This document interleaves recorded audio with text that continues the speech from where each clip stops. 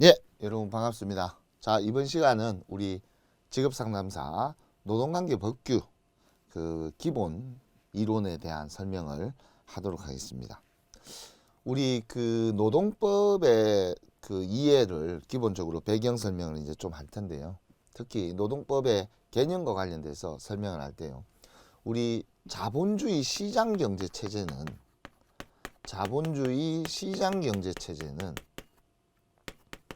경제 체제는 기본적으로 일종의 이 체제라는 것은 시스템을 얘기합니다. 작동 시스템, 작동 원리 뭐 이런 것들을 얘기하는 거죠. 우리 자본주의 시장 경제는 그 기본적으로 노동의 상품화를 인정을 합니다. 노동의 상품화라는 것은 근로자를 채용해서, 즉 임금을 지급하고 사용자가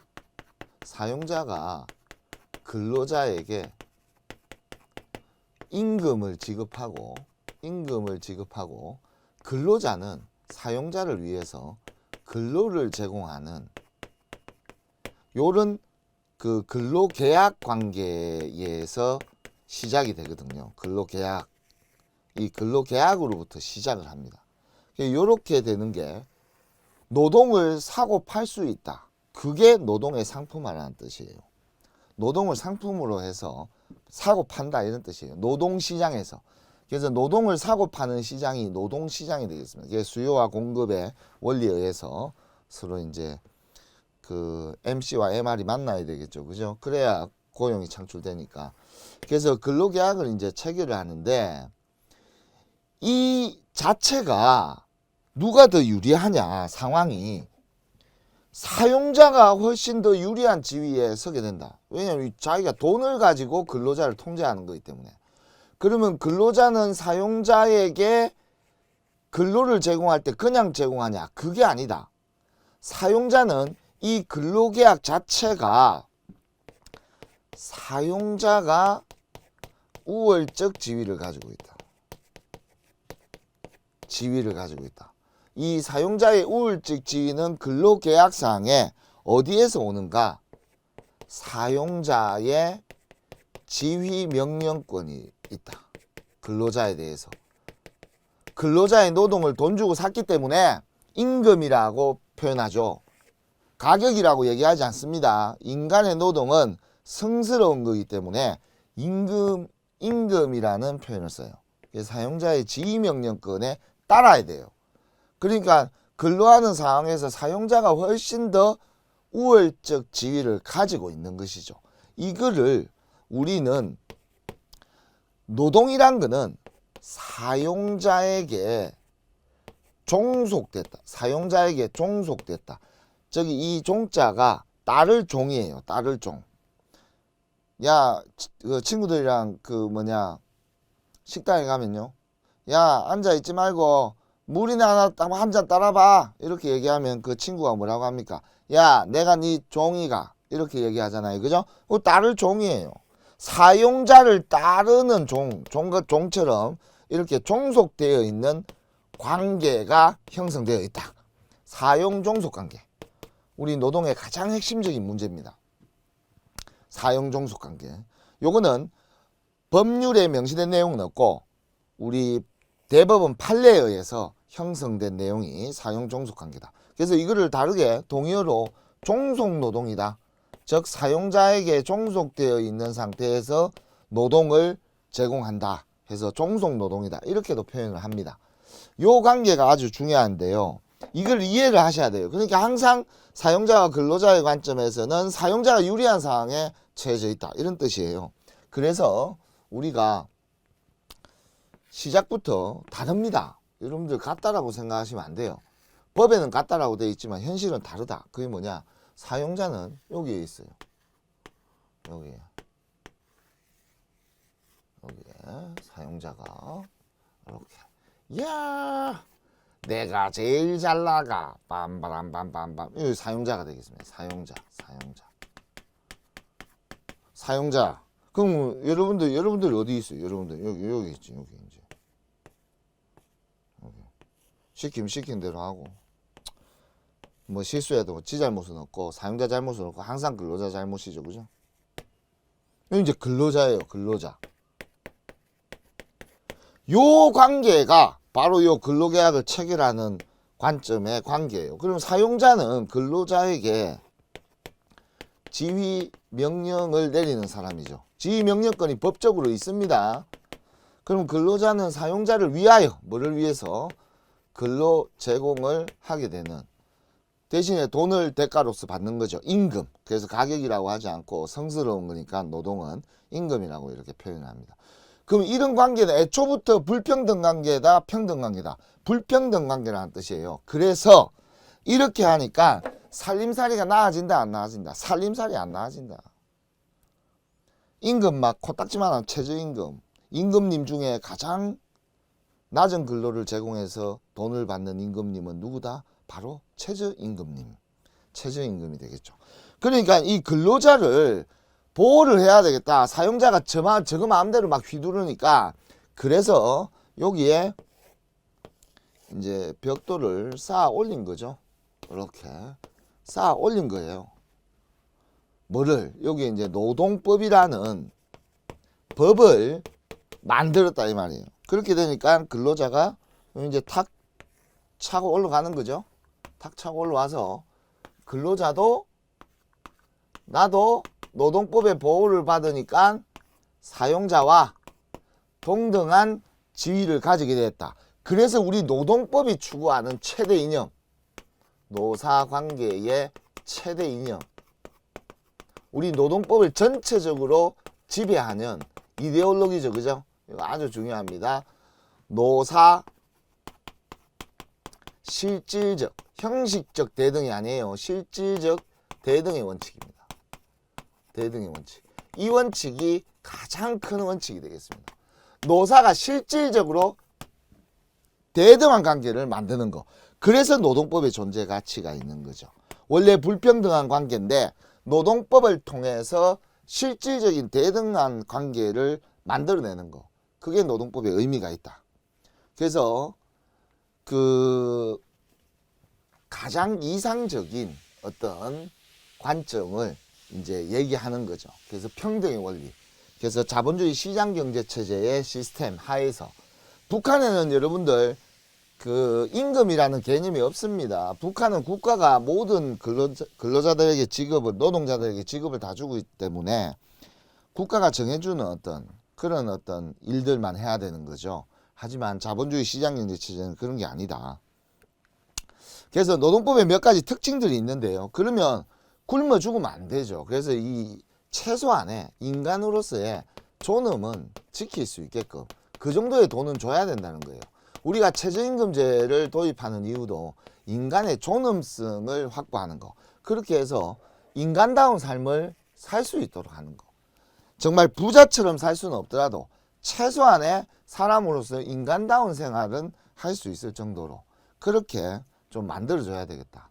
그리고 근대 시민법에서 우리가 노동법이 들어왔어요. 노동법이 들어온 이유가 자본주의 시장경제체제가 불평등한 관계에서 형성이 되면서 근로자들이 오히려 사용자들에게 노동을 착취당하는 현상들이 많이 나타나니까 이거를 시정하자라고 해서 이거를 시정하지 않으면 자본주의 시장경제체제가 무너질 수 있겠다. 그러면 이거를 시정을 하자라고 해서 노동법을 도입했거든요. 그게 바로 자본주의를 부정하는 것이 아니라 자본주의를 수정했다. 그래서 우리는 이거를 수정자본주의라고 합니다. 수정자본주의. 수정자본주의의 1등 공신은 누구다? 바로 노동법이 되겠죠. 노동법. 우리 노동관계법규들이 도입이 되면서 근로자들을 보호하면서 우리 자본주의의 번영을 더 만든 거죠. 그래서 자본주의를 부정한다 이런 식으로 표현이 나오면 틀린 게 되겠습니다. 그리고 종속 근로관계를 규율한다. 이건 앞에서 금방 설명한 거죠. 그죠? 그리고 노사 실질적 대등을 실현한다. 금방 설명한 내용이 되겠습니다. 그리고 자본주의 시장경제체제를 유지 발전시키겠다. 설명했던 내용들이죠. 그래서 노동법은 이런 어떤 몇 가지 특징들을 가지고 있다. 그러면 우리 노동법에 우리 근대 시민법의 원리에 무엇이 문제가 있길래 이거를 개정을 했느냐 한번 보도록 하겠습니다. 요게 이제 기존의 근대 시민법에서는 소유권 절대 원칙, 소유권을 가지고 있는 사람은 절대적인 권한을 행사할 수 있었어요. 어떤 경우냐? 자, 여기 한번 볼게요. 소유권 절대 원칙. 소유권을 가지고 있는 사람은 절대적인 권리를 행사했다. 예를 들어서 이렇게 있습니다. 여기 내 집이 있어요. 좀 내릴까? 여기 이렇게 있어요. 여기 도로예요. 도로. 여기 이제 A 집에 문이 있고 B 집은 문이 여기에 있어요. C 집은 문이 여기에 있습니다. 대문이 여기에 있어요. 이제 사람들이 이렇게 수익 와서 이렇게 들어가고 이렇게 들어갑니다. 각자의 집으로. 근데 어느 날 A가 등기부 등본을 떼보니까 자기 땅이 이렇게 돼 있는 거예요. 이렇게. 이게 원래 자기 땅이에요. 그래서 이 땅이 금싸레기 땅이다. 도심지 한복판에 있는. 이 자기 땅을 공투로 이렇게 통행으로 쓰고 B와 C가 무단으로 이제 이용을 하는 거죠. 그래서 A가 이렇게 얘기합니다. B하고 C한테 야, 너네 평당 얼마씩 공시지가로만 내가 땅을 살 테니까 나한테 땅 팔아라. 이게 시세가 얼만데? 시세가 예를 들어서 3만 원인데 10,000원에 사겠다는 건 정말 도둑놈 아니에요? 저희는 안 팔 거예요. 여기에서 계속 살 거예요. 야, 그러면 너네들 여기 땅 쓰지 마. 여기 막아버리는 벽돌로 담장을 쌓았어요. 여기 담장을 만들고 A는 대문을 이쪽으로 다시 냈어요. 이쪽으로 바로 나가게끔. 여기에 담장을 쌓았습니다. 못 들어가게 B와 C가. 이렇게 해도 합법입니다. 소유권 절대 원칙. 왜냐하면 소유권을 가진 사람은 절대적인 권리를 행사할 수 있었다. 그렇게 괴롭히고 해가지고 B와 C는 결국은 헐값에 자기 땅을 금싸레기 땅을 A에게 매각을 하고 나갈 수밖에 없었다. 그러면 A는 결국은 이 주변 땅을 전부 다 자기 땅으로 잠식했다. 소유권의 힘이죠. 그죠? 이렇게 하니까 근로자들 살림살이 나아진다, 안 나아진다? 안 나아진다. 계약 자유의 원칙. 이런 시대였다, 이런 뜻이에요. 근대 시민법 19세기, 18세기 이때요. 그래서 계약 자유의 원칙. 계약은 계약의 당사자가 저가 알아서 자유롭게 정하면 된다. 자유롭게 결정하면 된다. 근데 문제가 있어요. 사용자와 근로자는 애초에 사용자가 우월적 지위에 있다고 했죠. 그래서 불공정 계약을 사용자가 체결하는 거예요. 불공정 계약. 그래도 어쨌거나 근로자가 알겠습니다. 눈물 나지만 어쩔 수 없죠. 하면서 사인을 했다. 그러면 네가 어쨌거나 자유롭게 결정한 거 아니야? 맞죠? 그죠? 그래서 불공정 계약을 합법으로 했어요. 된다, 이것도. 이렇게 되니까 근로자들 살림살이 나아진다, 안 나아진다? 안 나아진다. 살림살이가 안 나아진다. 과실 책임의 원칙.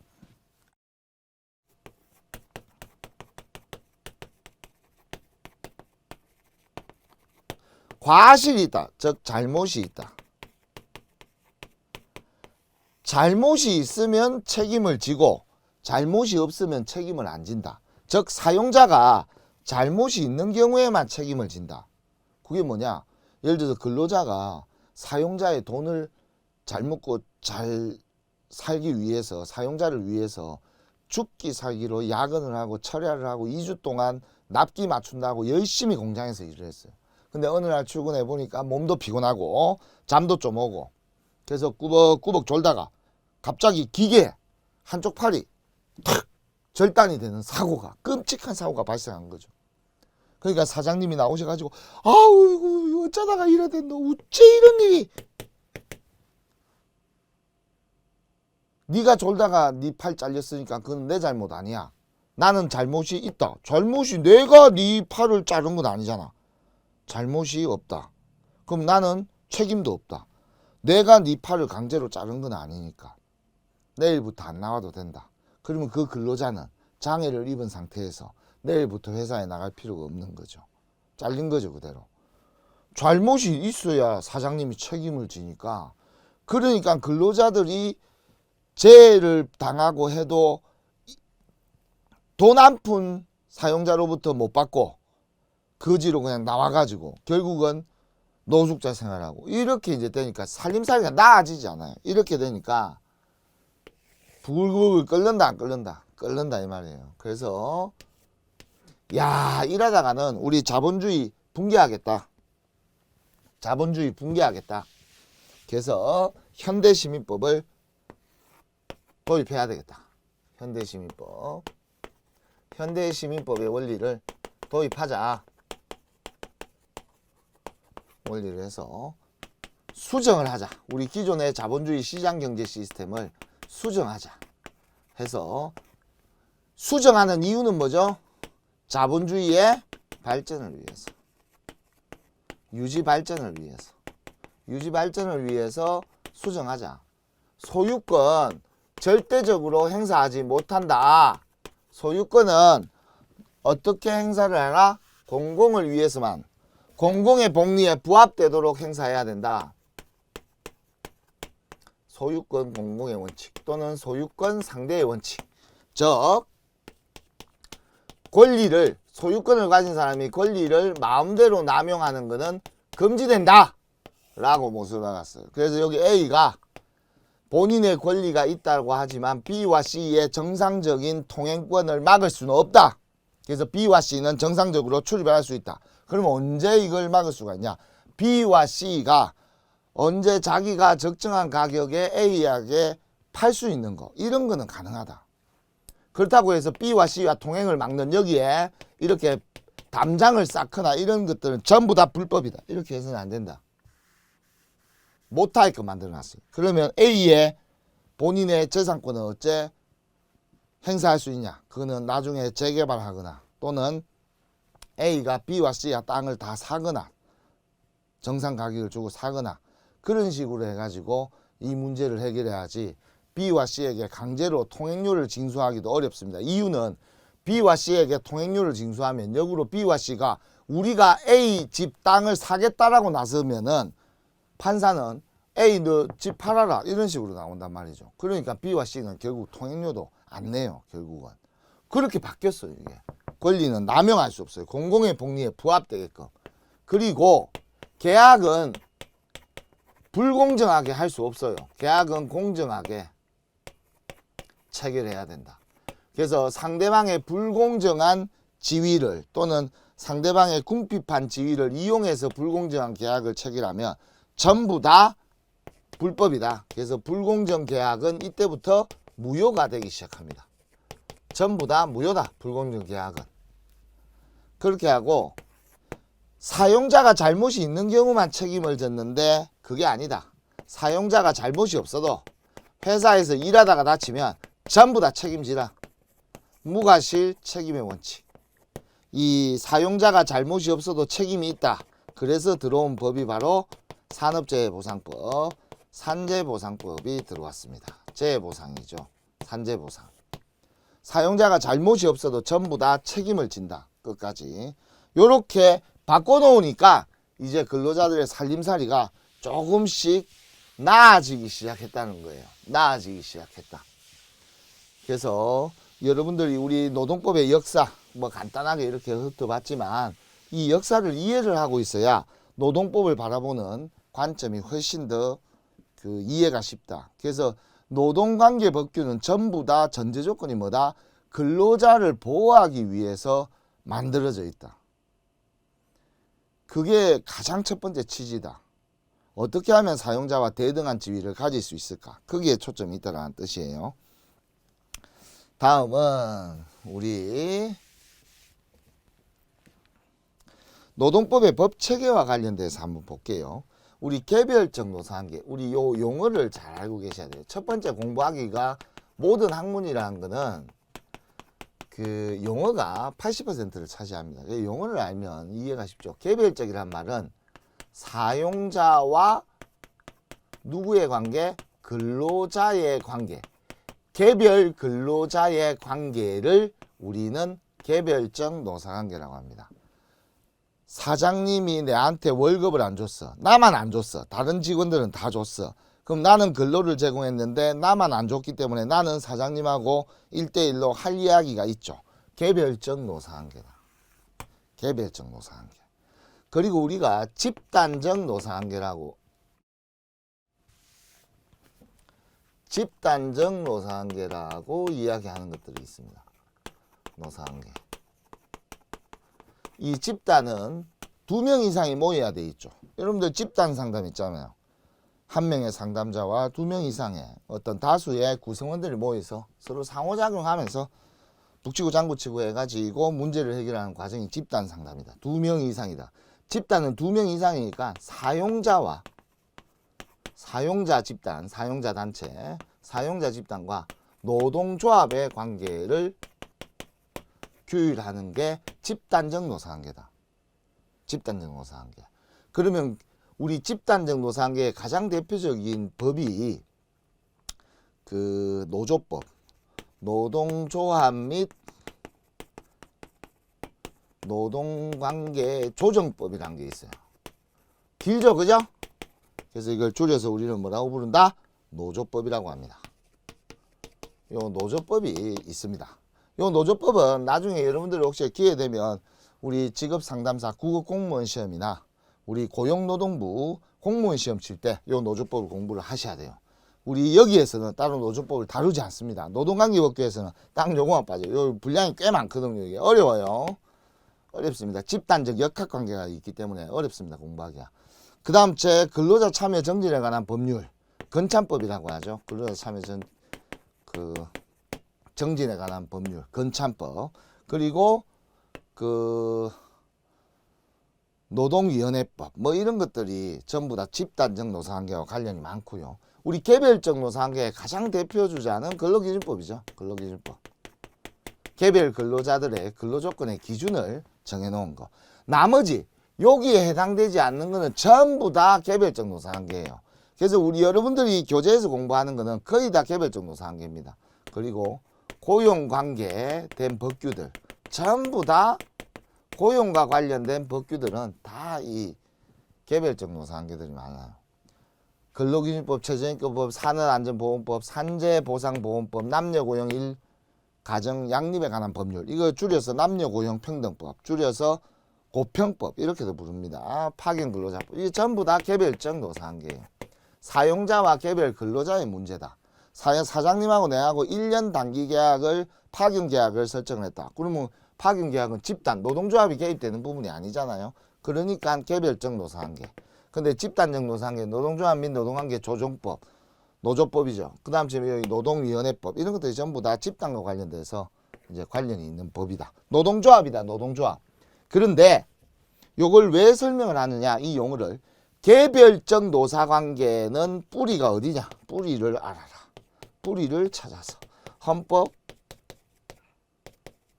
제 32조에 근거하고 있습니다.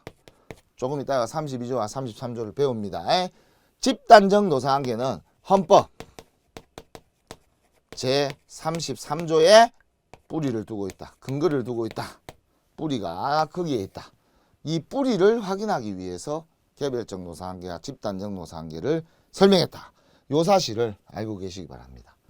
첫 시간이 상당히 중요합니다. 용어들을 정의를 하고 우리 노동관계의 어떤 기본적인 흐름을 이해를 하시는 게 중요하기 때문에 이런 것들을 설명을 잘 해두시면 뒤쪽에 가면 후다닥 넘어간다. 빠르게 시험에 나올 만한 것들이 딱 정해져 있어요. 근데 앞쪽에는 그 모르면 어려울 수 있거든요. 근로자 참여 및 협력 정지에 관한 법률, 이것도 집단적 노사관계로 보시면 돼요. 고용관계 법률들 이런 것들은 거의 다 뭐 개별적 노사관계 쪽으로 봐도 됩니다. 고용관계 법규들 이런 것들은 사용자하고 근로자하고의 1대1의 문제가 많아요. 노동조합이 여기에 개입을 안 해요. 요 근로자 참여 및 협력 정진에 관한 법률 요런 쪽에 보면은 그 노사위원회 뭐 설치하고 이런 것들이 있어요. 그런 것들 32인 이상 사업장 뭐 그런 것들 집단적. 여러분들 시험 범위에는 이런 거 들어가지 않습니다. 건찬법 이런 것들은 들어가지 않아요. 저런 게 있다 이렇게 생각하시고, 다음은 법 체계에 대해서 이해를 하셔야 됩니다. 법률적 체계. 우리가요 가장 높은 곳에 헌법이 있습니다. 헌법은 그 국민의 기본권, 휴먼 라이트라고 하죠, 그죠? 국민의 기본권 플러스 국가 권력, 입법, 사법, 행정, 상권 분립, 상권 분립에 대해서 천명하고 있습니다. 천명. 하늘의 뜻을 전했다. 이렇게. 우리 대한민국 민주공화국으로서 대한민국의 주권은 국민에게 있다. 이렇게 천명을 했죠. 이거를 위반할 수 없습니다. 헌법을 위반할 수 없어요. 헌법을 위반하면 헌법 파괴자는 대한민국 자체를 인정하지 않는 사람입니다. 북한 이런 애들 반헌법적. 그래서 북한은 헌법에서 뭐라고 해석하냐, 반국가 단체로 봐요. 헌법적 시각에서는 북한을. 그 다음에 헌법의 뿌리를 두고 법률들이 이제 만들어집니다. 법률들. 요게 이제 여러분들 개별 법들, 하나하나 법들, 그 중에 가장 대표적인 거 뭐 근로기준법 이런 것들이 전부 다 법이죠. 이 법은 국회에서 만듭니다. 요거는 어쨌거나 이거는 국회에서 만들어요. 그럼 요거는 뭐냐? 요거는 국민투표 붙이죠. 헌법은 여러분들 찬반 투표, 국민투표 붙여갖고 50% 넘어가야 됩니다. 그래서 국민이 제정을 한다. 국민의 제정 권력이 있다. 대통령이 제안할 수도 있고요. 헌법 개정은.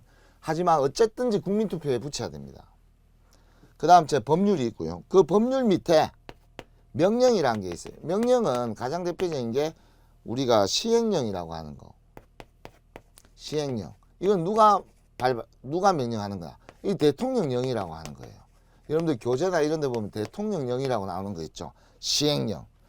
법률에서 세세하게 정하지 못한 내용들을 시행령에서 세세하게 구체적인 범위를 정할 수가 있습니다. 구체적인 범위를 정할 수가 있고요. 그 다음에 그 시행규칙이라는 게 있습니다. 시행규칙. 시행규칙은 각 부 장관이 발령하는 거기 때문에 부령이라고 합니다. 법무부령, 우리 고용노동부 장관이 있으니까 고용노동부령, 고용노동부령 이렇게 얘기하는 거죠. 이거는 어떤 절차 규정들, 각종 신고 규정들, 뭐 교육해라 뭐 이런 것들, 각종 행정적인 절차와 관련해서 규정을 정합니다. 참고로 시행규칙은 시행령을 위반하면 안 되고 시행령은 법률을 위반하면 안 됩니다. 당연히 법률은 헌법을 위반하면 안 돼요. 헌법이 더 위이기 때문에. 여기까지가 우리는 어쨌거나 실제로 존재하는 실정법이다. 실정법이다. 뒤에 붙이면 법령, 법령이다. 법령은 그냥 다 묶어서 그냥 법이다 이렇게 얘기할 수가 있습니다. 하지만 우리 노사가 협약을 체결하는 거, 단체 협약이라고 합니다. 노사 합의죠. 합의를 해서 문서를 만들었죠. 문서를 작성했죠. 이게 단체 협약이란 말이에요. 법적 효력이 있습니다. 단체 협약. 약속 지켜야 된다.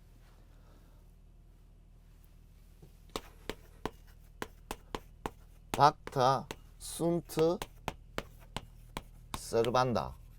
라틴어죠, 그죠? 박타 순트 세르반다. 계약은 반드시 지켜져야 된다. 지켜야 한다. 약속은 반드시 지켜야 한다. 요게 법의 시작입니다. 법이 시작한 기원, 뿌리, 그럼 라틴어의 약속은 지켜져야 한다. 약속을 안 지키면 위반이죠. 그 위반이 법으로서 제재를 가하는 거죠. 그래서 법이 탄생하게 된 거예요. 그래서 여러분들 박타 순트 세르반다라는 표현은 주로 변호사 이런 사람들 주로 많이 쓰거든요. 이 사람들. 그리고 되게 뭐 법학자들 이런 사람들 이런 표현을 알아요. 이거를. 그래서 뭐 어디 여러분들이 뭐 그런 좀 수준 높은 사람들을 만나고 이야기할 일이 있을 때 그냥 법이란 건 결국은 박타 순트 세르반다 아니냐 이렇게 얘기하면 와 저 사람 뭔가 있다. 야 이거 참고로 교양 알아두시기 바랍니다. 약속은 지켜져야 되기 때문에 단체 협약은 법적 효력을 가집니다. 민법적 효력을 가지게 되는 것이죠. 그 다음 이제 단체 협약 밑에 취업규칙. 이거는 이제 사용자가 정하는 거예요. 사용자가 경영 질서를 위해서 또는 복무 질서, 복무 규율을 정하기 위해서 연차는 휴가 신청은 언제 내고 뭐 상사가 시키면 어떻게 응대를 하고 부당한 지시에 대해서는 어떻게 건의를 하고 뭐 이런 여러 가지 규정들을 정해 놓을 수 있습니다. 주로 10인 이상 사업장은 노동부 장관에게 신고하게 되어 있습니다. 이 취업 규칙을 신고해야 됩니다. 우리가 이렇게 만들어서 시행 중에 있습니다. 그럼 노동부 장관은 이 내용을 보고 법률이나 헌법에 위반되지 않느냐 이런 것들을 검토해 가지고 시정명령을 내릴 수도 있습니다. 그래서 사용자가 지 마음대로 정하는 거예요. 취업규칙. 그 다음 제 근로계약. 이거는 사용자와 근로자가 체결하는 거. 앞에서 제가 설명했죠. 임금을 지급하고 사용자는 임금을 지급하고 근로자는 근로를 제공하는 거. 법적 효력이 있습니다. 그 다음 제 사용자의 지시도 법적인 효력이 있어요. 아까 전에 방금 제가 뭐라고 했어요. 사용자의 지휘명령권은 법적으로 인정이 된다라고 했죠. 그죠? 사용자의 지시권. 제일 밑이죠. 그죠? 이게 순서예요. 요거는 전부 다 뭐다? 저들끼리, 노사가 알아서 저들끼리 하는 거니까 스스로 알아서 할 문제다. 자치법규가 되겠습니다. 자치법규. 하지만 법적 효력이 있기 때문에 인정을 한다. 이런 뜻이에요. 그러면 사용자 지시가 맨 밑이고 사용자 지시는 근로계약을 위반할 수 없고 근로계약은 취업규칙을 위반할 수 없고 취업규칙은 단체협약을 위반할 수 없고 단체협약은 명령을 위반할 수 없고 명령은 법률을 위반할 수 없고 법률은 헌법을 위반할 수 없다. 요게 상위법 우선의 원칙입니다. 상위법이 있으면 우선적으로 적용된다는 원칙입니다. 자, 예를 들어 볼게요. 사례. 단체 협약에 2022년 예를 들어서 2022년 대졸 신입사원은 급여를 300만 원으로 한다. 이렇게 노사가 합의를 했어요. 그런데 근로계약을 체결할 때 사용자가 야 너는 홍길동이 니는 똑똑하고 머리도 좋고 그런 친구니까 대졸 신입이지만 너는 500만 원 지급한다. 줄게. 근로계약을 체결했어요. 그러면 이 근로계약은 왠지 단체협약을 지금 위반했죠. 지금 단체협약은 300인데 여기는 지금 홍길동은 500만 원이잖아요. 그게 노동조합에서는 단체협약 위반이다 이러고 홍길동은 야 노동조합이 근로자들 잘 먹고 잘 살게 도와줘야지 왜 내가 돈 많이 받는 걸 깽판을 놔 이렇게 이제 되는 거죠. 그렇게 되니까 서로 대립하고 있어요. 뭐가 맞는 걸까요? 단체협약이 상인데 얘를 적용하려고 하니까 요 홍길동이는 불이익을 당해요 안 당해요? 불이익을 당하죠. 그죠? 그래서 나온 법칙이 근로자에게 유리한 근로조건은 근로자에게 유리한 근로조건은 무조건 우선 적용된다. 이 노동법에만 있는 유리조건 우선 원칙이라는 게 있습니다. 이거는 합법이 되겠습니다. 이렇게 해서 합법. 홍길동이는 500만 원을 근로계약을 체결하고 받을 수가 있습니다. 왜냐하면 근로자에게 근로조건이 유리하게 적용되는 것은 무조건 묻지도 따지지도 않고 이순제인데 여기에서는 근로기준법 우리 노동관계법규에서는 최우선 적용된다. 유리조건 우선 원칙. 요게 아주 특이한 우리 노동관계법규에만 특히 근로기준법에만 존재하는 아주 특이한 어떤 법원칙입니다. 그 유리조건 우선 원칙은 그 다음 장에 있어요. 그 다음에 신법. 구법이 있고 옛날 법이 있고 개정을 해서 신법이 있으면 신법이 우선 적용된다. 그것도 있고요. 특별법 우선 원칙. 특별법이 뭐냐? 우리가 일반법이라는 게 있고 특별법이라는 게 있어요. 여러분들 뭐 이거 뭐 대단한 것처럼 보이는데 뭐 아무것도 아닌 거죠. 일반법이라면 보편적이고 일반적이고 보편적으로 널리 적용되는 거고, 특별법이라는 거는 특정인에게만 적용이 되는 거예요. 특정 대상자, 특정인 또는 특정 대상자에게만. 그래서 범위가, 얘는 일반법은 범위가 넓고, 범위가 넓어요. 범위가 넓다. 특별법은 범위가 좁다. 요게 특징이죠. 그죠? 특정인이니까. 예를 들어 볼게요. 우리가 공무원법이 있습니다. 공무원법. 국가공무원법. 그리고 경찰공무원법이 있어요. 그럼 이 둘의 관계를 보면 국가공무원은 경찰공무원도 국가공무원 맞죠? 얘가 범위가 넓어요. 그럼 얘는 일반법이 되는 거예요. 범위가 넓다. 모든 공무원이 대상이 되죠. 하지만 경찰공무원은 공무원 중에서도 누구다 특정 경찰공무원만 적용이 된다는 뜻이에요. 그러면 얘는 공무원법에 대해서 얘는 특별법의 지위를 가집니다. 그럼 얘는 특별법이 무조건 우선 적용된다. 우선 적용. 요게 특별법 우선 원칙입니다. 법 적용을 할 때. 일반법이 있고, 우리 예를 들어서 민법이 있고 근로기준법이 있다 그러면 둘 다 법이잖아요. 그죠? 근데 민법은 모든 국민들이 적용을 받는 게 민법이에요. 하지만 근로기준법은 근로자만 적용을 받는 게 근로기준법이에요. 당연히 사용자하고 근로자만, 취업근로자만 적용을 받는다 이 말이에요. 그럼 범위가 둘 중에 누가 더 좁아요? 모든 국민과 근로자, 취업근로자만 적용을 받는다. 더 좁죠. 그래서 근로기준법이 민법의 특별법이 된다.